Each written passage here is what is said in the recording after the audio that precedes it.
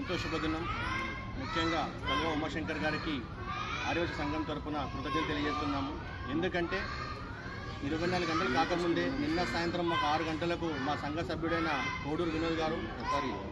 కందూరు వినోద్ గారు సంఘానికి వచ్చి ఇట్లా నా కూతుర్ని విజయవిద్యాలయ హై స్కూల్లో జాయిన్ చేయడం జరిగింది. దానికి గాను సుమారు సంవత్సరం కింద ఫీజు చెప్పడం జరిగింది.